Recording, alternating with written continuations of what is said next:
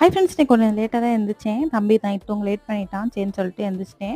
பிளான்லாம் இல்ல. சடனா வந்து கூழ் செய்வோன்னு தோணுச்சு. எனக்கு ஆடி வெள்ளிக்கிழமை வேற. சரின்னு சொல்லிட்டு செய்ய ஆரம்பிச்சுட்டேன். போன வாட்டி நான் செய்யும்போது வந்து அடுப்பில வந்து கேப்ப மாவுலாம் வச்சு கிண்டிட்டு போய் பார்த்தா வெல்லம் இல்ல. கருப்பட்டி தான் இருந்துச்சு.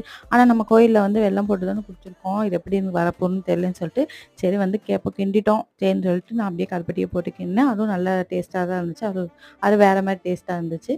சரின்னு சொல்லிட்டு இந்த வாட்டி வந்து எல்லாத்தையும் செக் பண்ணிட்டு அதுக்கப்புறம் தான் வந்து மாவே எடுத்தேன். 1 கிளாஸ் வந்து நான் கேப்ப மாவு எடுத்துட்டு, அதுக்கு 5 கிளாஸ் வந்து நான் தண்ணி சேர்த்துக்கிட்டேன். கொஞ்சம் கூழ் வந்து தண்ணியா இருந்தா தான் நல்லாயிருக்கும். சேர்த்துட்டு வந்து நான் அடுப்புல கிண்ட ஆரம்பிச்சேன். அது கொஞ்சம் கட்டியாகுற ஸ்டேஜில வந்து வெல்லத்த வந்து உடைச்சு போடணும். அதெல்லாம் நேரம் இல்ல எப்படியும் கரைய தானே போகுது அப்படின்னு சொல்லிட்டு அப்படியே தூக்கி போட்டேன். தண்ணியில போடும் நல்லா வந்து கரைஞ்சிருச்சு.